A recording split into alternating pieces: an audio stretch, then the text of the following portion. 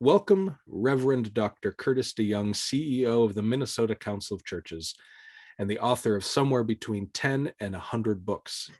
It keeps going up every time I talk to you. Is it 12, 13? 12, right, 12. Only 12. So if you want to read 12 books, Curtis has good ones for you.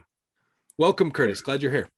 Good. Thank you, Seth. Good to be with you. Good to be with you, Plymouth Congregational Church. Good to be back. I've had the opportunity to be in this forum when we were in person, and I hope that we will have that opportunity again. And I've also had the opportunity to preach from your pulpit. So it's just been good to have a relationship, as Seth mentioned, to our neighbor, one block away. Although in this virtual world, how we think about neighbors is changed significantly, I think. But the fact that we are still engaged in the same work, in the same community, I think is very important. For those of you who are not familiar with the Minnesota Council of Churches, let me just say a few words about who we are. Minnesota Council of Churches is nearly 75 years old. We are an denominational membered organization. So what that means is that the denominations that congregations are a part of become members of the Minnesota Council of Churches. And it's a wide range of denominations. In fact, 27 different denominations, synods, presbyteries, and various communions, which represents the mainline Protestant churches, of which Plymouth Congregational would be seen as a part of that constituency, the historic Black denominations that are in Minnesota, the Greek Orthodox Church, the Peace churches, some Pentecostal denominations are a part of us, and most recently the Dakota Presbytery joined us, which is a Presbyterian communion that is 100% Dakota Native American. So we have quite a range theologically, racially, culturally, and cover the entire state of Minnesota. Our primary focus of our work, our mission, is to build unity for justice. And we do this through refugee resettlement, through strong interfaith work, and through racial justice, which is what we are here to talk about today, our newly launched racial justice work in truth-telling, education, and reparations. I would also say that, as Seth noted, I was in Chicago before coming here, working with the Community Renewal Society, which is a racial justice organization in Chicago. But prior to that, I'd been in Minnesota for many years, and most recently was a professor at Bethel University, one of the folks forming the Reconciliation Studies program there. So just to share a bit about our new initiative on truth-telling, education, and reparations, and how that came to be. I've been at Minnesota Council of Churches now for 3.5 years, and one of the things we began to focus more on as I arrived was work of racial justice, and we knew that we needed to do that work internally as well as externally. So as an organization that was 100% white 75 years ago and has become more diverse through the years, particularly the last 10 to 15 years, we wanted to make sure that the way we were organized and governing was consistent with an emerging commitment to racial justice. So one of the things we did is we centered the leadership of our heads of Black denominations. So the president and vice president of our board for the last few years and for years going forward are from Black denominations. Our executive committee has become majority BIPOC, that is Black, Indigenous, persons of color. All of our committees are majority BIPOC. And our staff has continued to grow in its diversity, becoming more and more like our hoped for ideal. So this work was already in progress, and it changed the conversation at our board and staff levels about the way we work. And then, of course, May 25th, 2020, I live in South Minneapolis, so about 10 blocks from where I'm sitting today.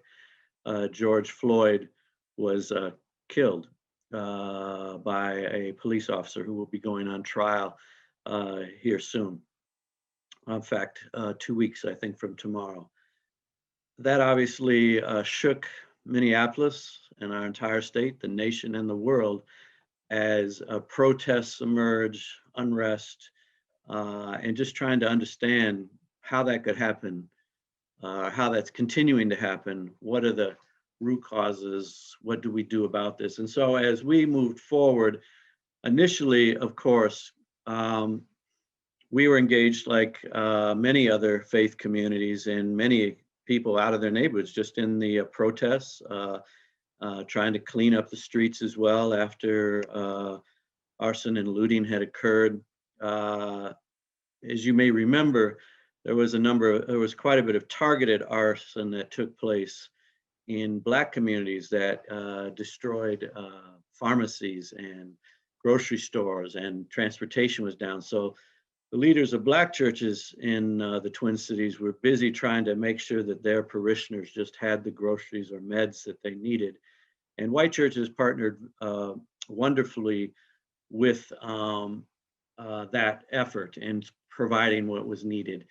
And then within a week, about a week, I think it was, after the killing of Mr. Floyd, clergy went to the streets after they'd sort of taken care of their parishioners with a Black-led clergy march. Some of you may have even been there. That had 1,000 people, both in Minneapolis and St. Paul, and expressing a prayerful, silent attitude, but yet a righteous indignation about the racism that we are needing to address.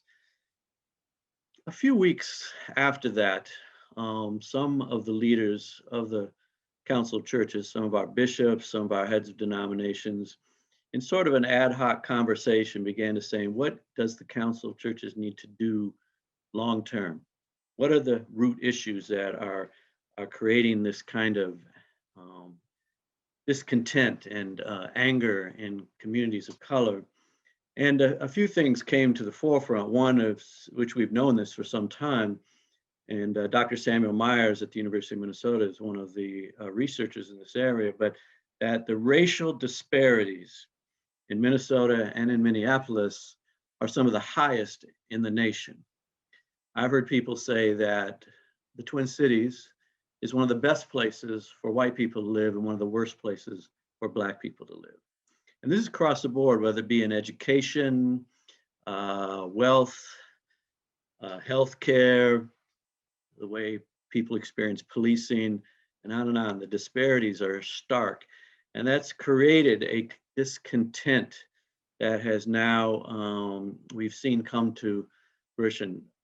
Certainly, George Floyd was not the first Black person killed by police here, so there's a history as well there. So in that conversation, some of the leaders began to say, maybe we need to talk about reparations. I was invited onto that phone call, and I was pleased by the fact that the conversation was happening and that we were looking at how to address some of the systemic issues that are creating the situation that we face.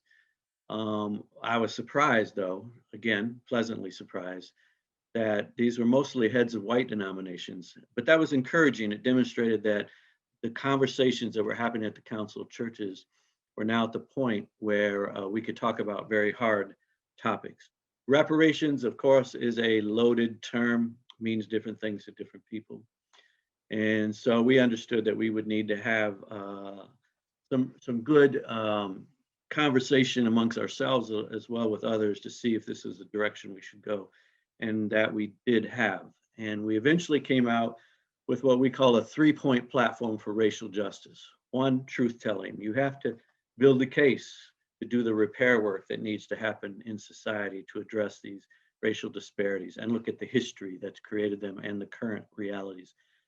We need strong education around racial justice in our congregations, in our denominations, in our communities, to make sure that we're using the same language and that we're on the same page. And finally, the work of reparations itself. What does that mean? Where does it go? How do we're looking at it in the larger sense of how do we repair the harm that's occurred because of racism, but what does that actually look like?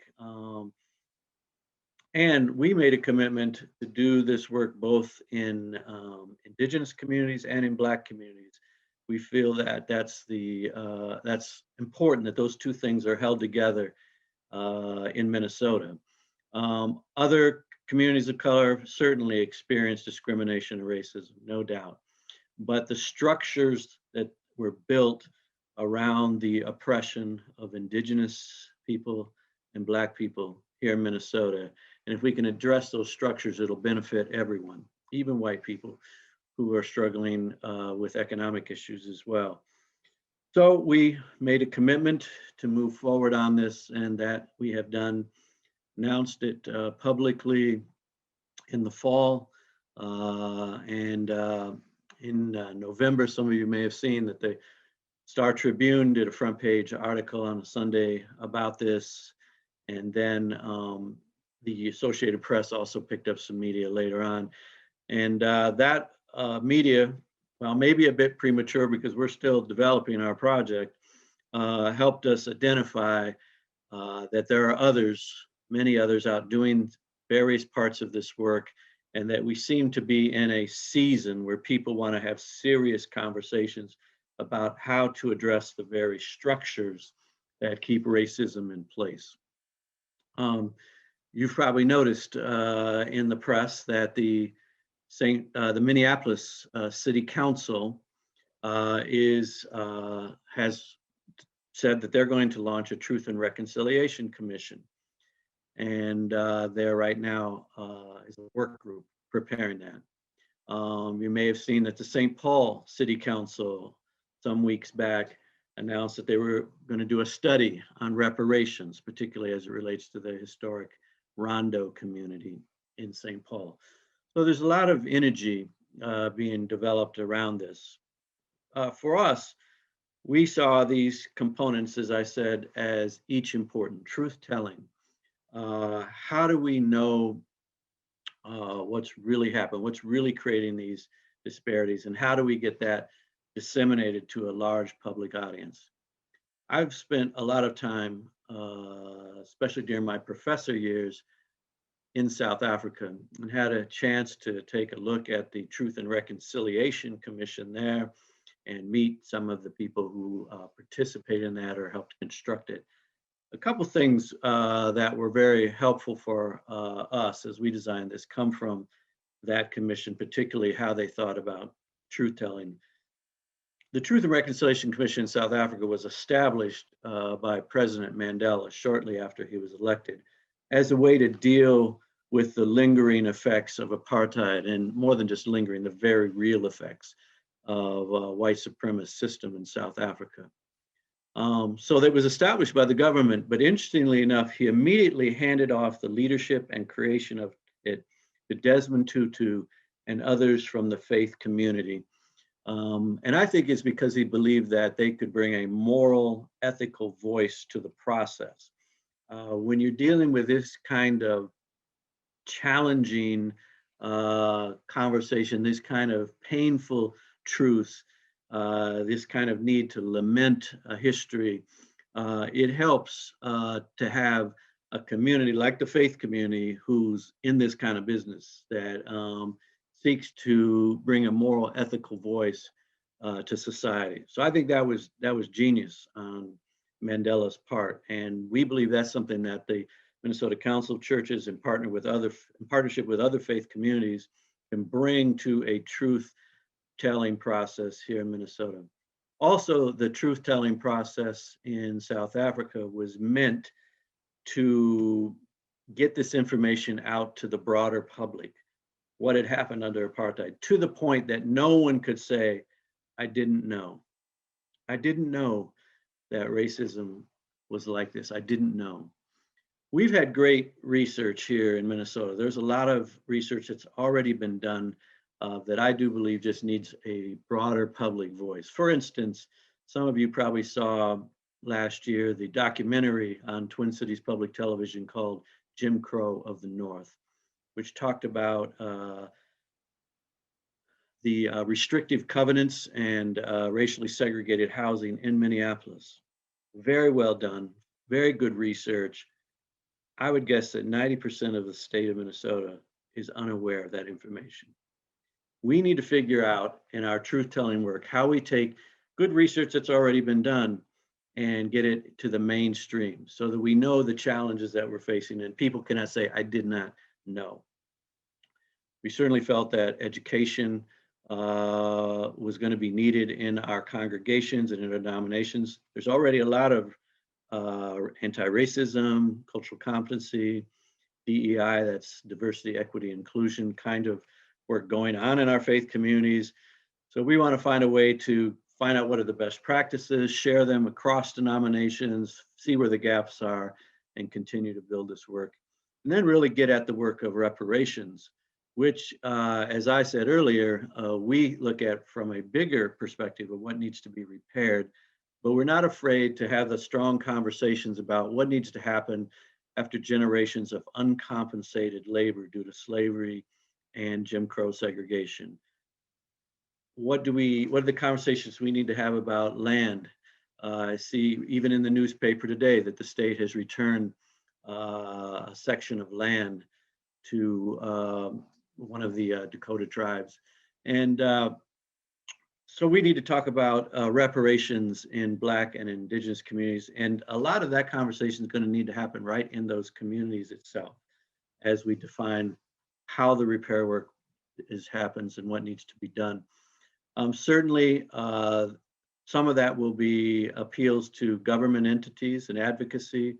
Right now in the nation's capital, the House Bill HR 40 that wants to set up a study of reparations is getting new attention. Once again, I said there's just a lot of attention post George Floyd now to addressing these issues. But we need to look at what does that mean in our own state legislature? What does that mean in our cities? And we've seen Minneapolis and St. Paul take some positive steps in this direction, but what does it mean in other municipalities? But I don't think this is only a conversation where the government comes up and does all the work. I think that we need to engage business community, corporations, foundations, maybe even the nonprofit world. And yes, we in the faith community have been complicit in many ways in the way racism has occurred in our state. And so we need to own our own part of it and be a part of this repair process as well. So let me just say a few more things and then I'll hand it over to Seth to open us up for some questions. But where we're at in the process right now is we have raised some startup money and we are now hiring co-directors. The first co-director is in place. Many of you know him because he has engaged with you, Reverend Jim Bear Jacobs. He was part-time with us as our racial justice director. We've moved him now to full-time. And now we're looking for a co-director to work with him that can speak from the perspective of Black communities, is deeply rooted in the Black church. And we are now moving toward the process of interviews. And over the next few months, we will then begin to actually construct the program, continue to raise some money to hire some additional staff because this whole, what we plan to launch this summer ideally is the truth-telling portion of this work. We, again, feel that it's so essential to really make the case for why this work needs to be done, to really expose the history of our own state, to look intently at the issues that face us. How that truth-telling will unfold will be something that will be determined. We expect to do a lot of this work in partnership with other organizations and initiatives that are already in process. And that'll be, throughout the community. There will be a work that needs to be done here in the Twin Cities, in the suburbs, in the small cities around the state of Minnesota, in the rural areas. We'll need to phase that out. We're committed to at least 10 years in this work. We feel that this is not a short-term kind of project. This is something that's going to take time. We are benefiting right now from a kind of momentum that seems to have developed or a growing interest. But the real kind of work that needs to happen is going to take time. We're also aware it's more than just a history lesson, discovering our history, which is very important, but it's trying to repair that history. How has that history affected us and what needs to now change? It's also not enough to just address history. We have to address the current structures that continue to harm Blacks, Native Americans, persons of color in our state and in our communities. So it's kind of a both and in the sense that we have to address the history and we have to address the current structures. And then it's a wide range. I mean, it's economics, wealth, jobs, it's education, it's healthcare, it's public safety, and it's the ways our faith communities even operate. So this is a big lift, which is why we are eager to have as wide a partnership as possible and to commit to the long term in this work. As we've continued to move forward in our own governance structures to be able to sustain our portion of this work, we, for the next, at least the next 10 years, have committed that our leadership on our board will be from our Black denominations. The executive committee leadership will be a BIPOC leadership. And Minnesota Council of Churches Board of Directors is a positional board. So it's the board members are the heads of denominations. Majority of our denominations are white denominations. We've had an at-large membership of a few folks to try to add some diversity to that board. But our board decided that in order to be successful at this work, our very board itself need to be represented in the majority by persons of color, Black folks, Indigenous folks. And so at our December meeting, we made a decision to add enough at-large members so that we could have a majority BIPOC board. And so that should be in place by our May meeting. So we're serious about this work. We're committed to the long haul to this work. We see it as enhancing the work we do around refugee resettlement and services, which is a whole other conversation for another day, given the change in the administration and now that those programs will begin to thrive again. And we think that our interfaith work is essential as well for making this work. So Seth, I've said a lot, so I think I'm going to pass it back to you and see if we might have some questions. Thank you, Curtis. I really appreciate that primer on what you've been working on and that setting the foundation. We already have questions coming in. So, and I have a couple, but we'll start with John Humphrey quotes Ibram Kendi by saying, moral and educational suasion breathes the assumption that racist minds must be changed before racist policy, ignoring history that says otherwise. Is any of your work focused on policy change directly? Thank you for that. And that's, I agree with Kendi's sentiments. And I think that's a good question to help us sort of rethink maybe some of the ways that we're moving forward. Obviously, we want to do a lot of moral persuasion, and hopefully we'll see hearts change and minds change, because that's the work of faith communities. But we certainly know that we cannot wait for that to happen, and that policy work will need to happen. And we have seen the need for that around the actual enactment of reparations. But we're more and more coming to the sense that reparations by itself, let's just say that we were able to invest reparations or wealth in the Black community, and we actually evened the playing field.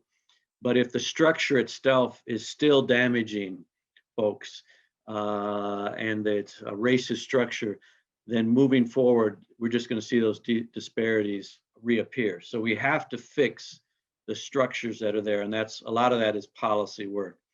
So we expect to partner with a number of the community organizing and policy advocacy groups in the state.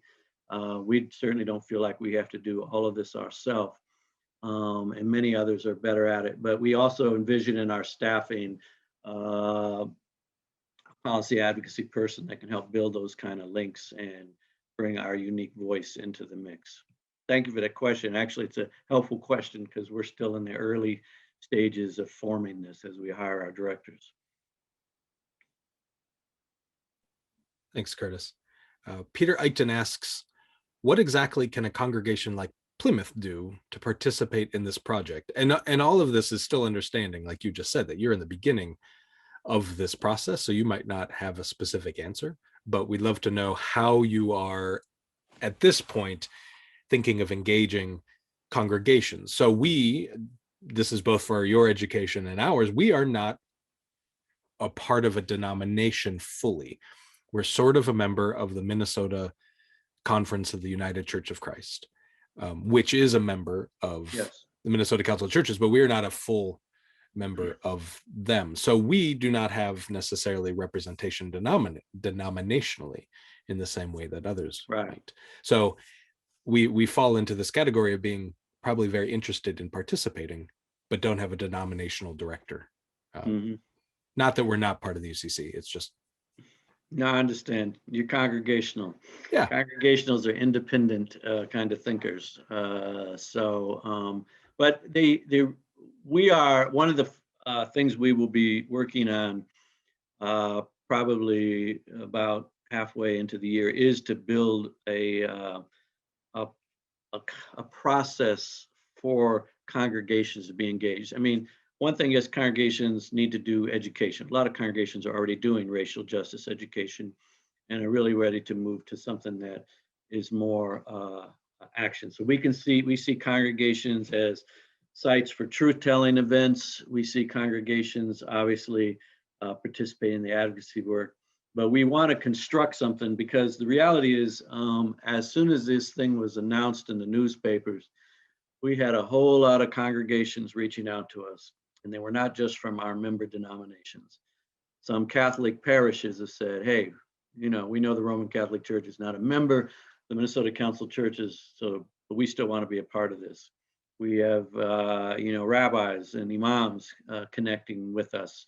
So we are committed to put together a vibrant way for congregations to partner, yet to be developed, but we just know that it's going to be essential to the success of this work, and may be even more important in those smaller communities in greater Minnesota, where we're going to need local congregations to be the moral voice that creates context for truth telling.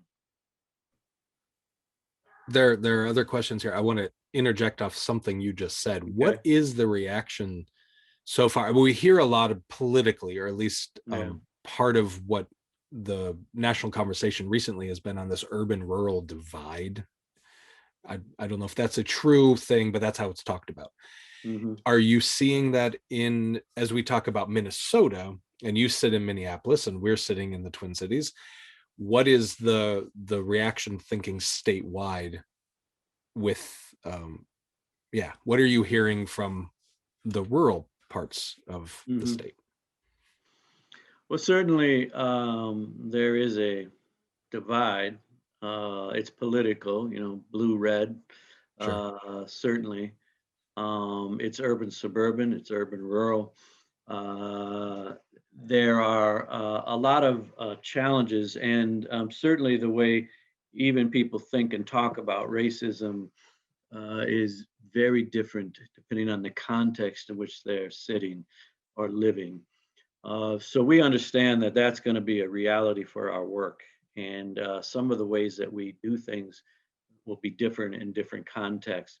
But we also know that even in rural areas, there are pockets of folks that are ready to do this work. There are projects already happening. We heard from a group in Grand Rapids that's been a group of white, mostly I think church people, who've been dealing with Native American communities nearby to do truth telling around that work on their own. They've been doing this. Now they want to connect with what's going on. So we know these kinds of things are happening. We've heard some of these things coming from Bemidji.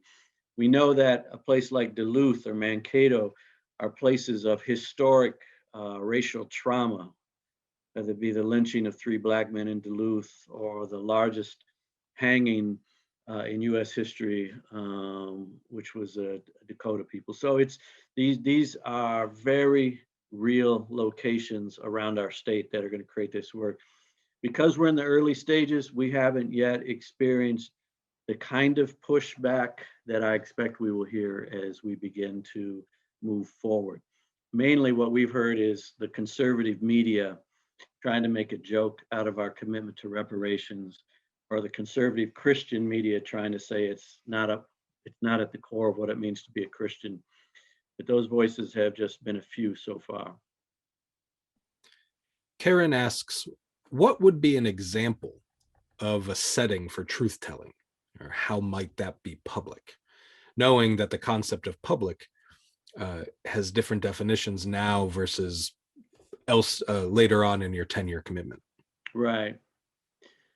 I think that truth telling will happen in a number of ways. Some that will be largely public, some that will be maybe small groups, but trying to multiply. So for instance, Reverend Jim Bear Jacobs is already doing truth telling work in his sacred sites tours. I imagine some members of your congregation have been in those tours. I know you've had Jim Bear speak at your church. So there's the continuation of that very experiential based kind of truth-telling work. And Reverend Danny Givens has also worked with Jim Bear to do some of this in Black communities here as well, to expose the truth of what the interstate system did to Black communities like Rondo and communities here in Minneapolis as well. And so part of it is the public nature of it is getting a critical mass of folks that have the same information, which happens over time. Then I think there'll be some large events. We're, not there yet, but I would expect that some of these very public sites where there's a history where you can really build kind of story, because narrative is so important in this truth-telling work and to engage. But there's going to also be just a strong need for great research and statistics that undergird the narrative, that then make the case, as the question asked earlier, to really move toward policy change. What would I believe that the Minneapolis City Council has declared that racism is a health issue as well. And so what does that look like when you move toward policy and address health policy? Certainly, COVID-19 has revealed racial disparities in such a stark way that it's very clear for us to see right now. And so this is a good moment to look at health policy. Once again, Minnesota Council of Churches is not going to be doing all that work. We're going to be doing it with many others who are already out there doing this work. But we're going to bring a moral voice and a moral flashlight, I guess, to really point a light and begin to push this forward. And if we can engage congregations, then I think that it becomes even more powerful. There's probably a build to this, right? You're talking about a group in Grand Rapids or Bemidji that's already doing it. Now, I imagine that there's something energizing about knowing that they're not alone. Right. And that these individual pockets and places that are doing this work or wanting to do it, to see that there is energy for a larger conversation. I don't have to do this alone. I don't have to. Yeah. Hazel asks, as people are invited to do truth telling, will there be a consciousness raising process before testimony is given? She asks because she can foresee individuals providing well-intentioned but shallow testimony. Good advice, Hazel. Those are the kinds of things that we'll be thinking through. We'll be studying, obviously, other truth commissions and the kind of work and what the lessons they've learned. As certainly part of what the Minneapolis City Council is doing in their prep for their own possible Truth and Reconciliation Commission has been looking at other commissions, and both Jim Bear and I have been sitting in on their work group sessions with them. So we're getting the the advantage of the learnings that are coming. So yeah, a kind of a truth-telling event has to be well planned, and that's again why we tie truth-telling and education so closely together. Is that there's a certain kind, if you can have some awareness training, if you've done some work around anti-racism, so you understand power dynamics, if you have some exposure to the way cultural competency happens, that helps you then when you actually engage in the work, because you're able to do it with a greater understanding and the ability to make a greater commitment. So it's not as shallow. I think I understand what Hazel's saying, and I think that's a good point. Tom asks, is there any chance of bringing the religious right along the mainline churches in this process? We hope so. The Minnesota Council of Churches has historically probably been the faith organization that's most widely connected. So we have continued to stay in relationship with one of the leading evangelical organizations here called Transform Minnesota. Transform Minnesota sees racial reconciliation and justice as an important conversation point. And a number of the Black church leaders sort of have relationships with them and with us. So there's sort of a bridge there already. Now there's a whole nother group of evangelical, more right-wing, I might even use the term fundamentalist churches that are not as closely associated with them. They're even farther to the right. And we may have less chance, at least in the short term, of connecting with them. But we certainly will look for ways, already are in conversation with Transform Minnesota, because we are encouraged by the work that they've been doing. We're also hopeful to connect with the Archdiocese and Roman Catholic bishops around the state. As you know, in Minnesota, if you're working in the faith community, 70–80% of the faith community is either Lutheran or Catholic. So, that's Is huge. it that much? I Say that believe again. it's around that much, 70–80%, I think, especially as you go into greater Minnesota, it's even Wow. more clear. And as I mentioned earlier, we certainly are committed to working with the Jewish community, the Muslim community, Unitarians, Hindus, Buddhist social justice activists. I mean, there's got to be an interfaith component of this, because there has to be a much larger we in this work. EJ asks, and I think this might connect to what you were saying before about faith communities being able to have a moral flashlight, I think is the phrase you used. And he says, focusing on Minneapolis for a moment and questions around policing and safety, what do you think the role of the faith community should be in reimagining community safety? And what about the role of a congregation specifically? For example, Plymouth. Right.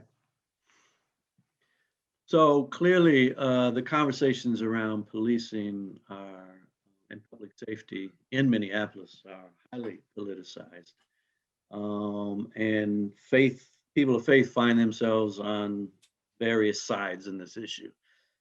But I would hope that there is a role for some faith organizations to be the sort of, what's the right way to say this, but the people who sort of bring the table, set the table, so that conversations can actually occur. Because I think as I look at the various arguments, whether it be the one that's popularly known as defund the police, or the other side that's reform the police, there's probably a few other positions in there as well, but there's some things of value in both of those arguments that can't be lost in a final solution.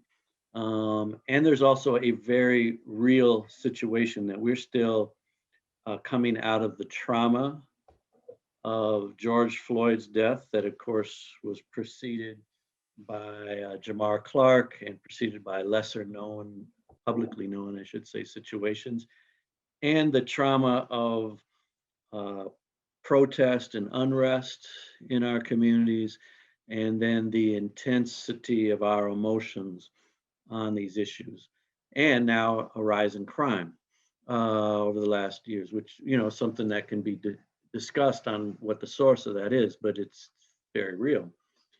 So there needs to be space created, and I'd like to believe that the faith community has the capacity as a moral voice to create that space where these very divergent views can come into conversation.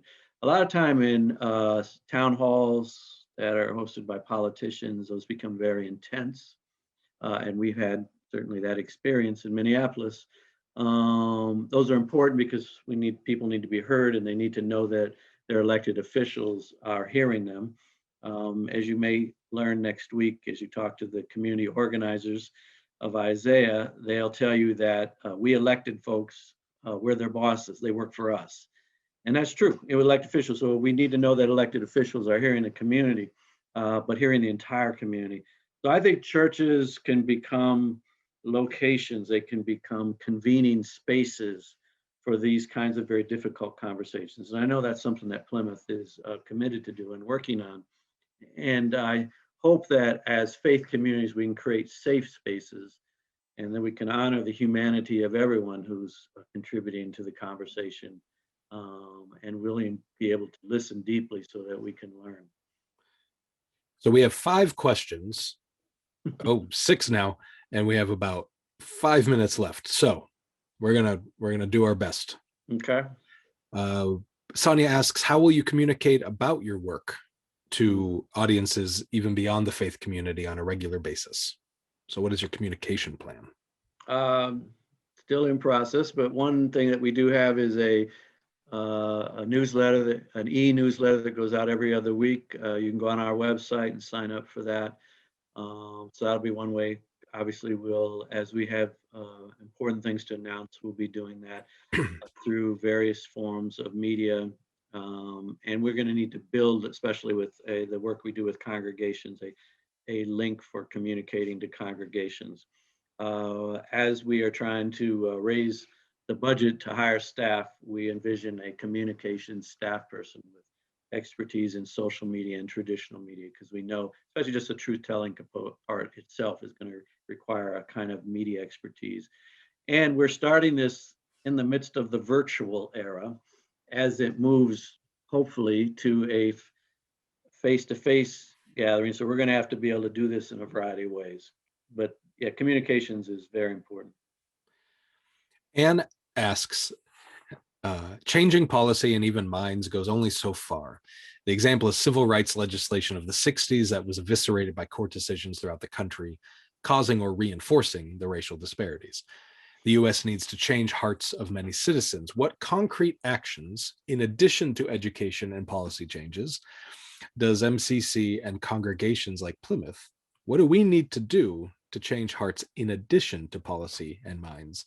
So that's split between the intellectual understanding of the thing and the emotional understanding or knowing or compassion that comes.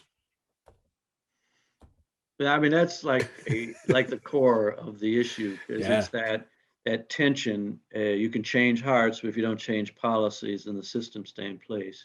You can begin to change policy, but if you don't have hearts in the right place, you can't sustain those policies. I mean, so this is, like I said, it's a big lift. And part of, I think, our commitment is to stay in this for the long haul. One, not to underestimate the importance of education. So we will probably need to create curriculums or work with people who for preachers and teachers in churches to continue using this and making this part of the message. But out of the way we build our church networks, there's going to have to be a kind of almost developing a sort of a movement feel to generate this, because the momentum will go away, and it's those who have really committed to the long haul where we can see the difference. And what we're looking for, because I'm surprised this question hasn't come, maybe one of the questions left, is how would you define success? For us, the measurements of racial disparity, as we begin to see those, as we begin to see equity become more and more reality, That's going to take a long time, but that's this needs to affect people's real lives. And so we need to begin to address that. And that will happen, as lands get returned to Native communities, as wealth investment happens in Black communities, as these structures get to change. Yeah, as the data of the state of Minnesota changes and its disparities. Jim asks, looking forward to the major changes on economics with MCC, do you have a starter kit, shall we say, that others can look at to do as you do your work? Maybe a reparations newsletter. So this goes to the communications, but that idea of a reparations newsletter is novel. Great ideas, things we should have. Thank you. We don't have them yet, but these are the kinds of suggestions that we need as we begin to develop this work. I'm going to try to get through these. I'm growing up in rural America. I worry about the drumbeat of white resentment that has been created, especially in rural areas over the past 40 years. With the growth of right-wing media, messaging will be so key as it was with the defeating of the marriage amendment. Will you be working with experts on messaging, teaching those of us who strongly support this work to learn how to talk about this work? That'll be essential. We've done some work with the Muslim American Society about addressing hate toward Muslims and refugees and immigrants. That's grown in the state and it's been politicized in the last 2 election cycles here. So as we're learning from that, we understand that, there is a very well-financed resistance to the work that we want to do. And so we're going to have to figure out how to come back at them, which is why raising some resources for this is going to be important. Yeah. Ruth and David ask, how does the Minnesota Council of Churches interact with the Minnesota Historical Society? We have some relationships with them, particularly through Jim Bear Jacobs and the work that we're doing there. But as we've seen the kind of bold reparations work that's just, again, being showcased in the news the last few days, we're going to need to reach out to even strengthen that relationship, I think. All right, we have 3 more. One, I think, is for a later discussion, so let's go with 2 more. So if everybody can stay just a few minutes, we won't keep you past 10:20 very long. Hazel again asks, please comment on the 2 kinds of truth-telling: the truth of my oppression by the hands of others, as well as the truth of how I oppressed others. Wow, great question. That was the hope of the South African Truth and Reconciliation Commission, but probably 90% of those who brought testimony talked about how they had been oppressed, and very few of those who were going to even be given amnesty for crimes that they committed came to the commission to speak of the way they had oppressed. So I think that's an important conversation to have, and the venues and the way that can happen will have to be thought through. And some of the truth telling just simply, talking about presenting the history, but what you're talking about is the very present kind of narrative and testimony that also needs to be included in any kind of truth-telling work. Yeah. Rebecca asks, we were told you are working with Bethel on truth and reparations now. Is that? No. I was a professor at Bethel University, and Bethel University has a reconciliation studies program. Oh, okay. And so that was the connection. I mean, we will certainly welcome partnerships from academic institutions. The reality is, if we're going to do this work, we all have to address first our own complicity of our communities and our history. Academic institutions, faith-based institutions, foundations, et cetera. If you're going to be a part of this work, you have to be really ready to also do the internal work. But we know this is going to require a wide partnership, and universities could also really partner with us and help us in the research aspects of this. Yeah. All right. This one, I'm going to think that this is probably a question that could be answered in a larger format later. But John asks, says, Blacks and Native Americans seem to be established communities, not refugees. Right. And he asks, could you please say a little more about how your work might relate to and impact refugee resettlement? So if you could answer that briefly, but I wonder, John, as a member of this fine committee that puts these forums on, that could be something that we invite somebody from Minnesota Council of Churches to talk about specifically. That's a big, we can learn Sure. more about the refugee resettlement and Yeah. how these run together. So we've made an intentional choice to try to address the history of the harm of racism and the systems, and we believe that those are intertwined. We have focused on two communities, Black community, Indigenous community, to address the history of racism, because immigrants and refugees that have come to the country have come into already established systems of racism. So if we can begin to address those pre-existing conditions that they faced, we believe that will sort of help the entire sort of community that's experiencing racism, whether it be immigrants or folks that came via slavery or folks that were already here as the original inhabitants. So we certainly have in mind, and when we move to the policy work, then it obviously would be much broader, but in the kind of addressing history and where the sort of reparations needs to occur. A lot of this is yet to be decided on how it will actually play out.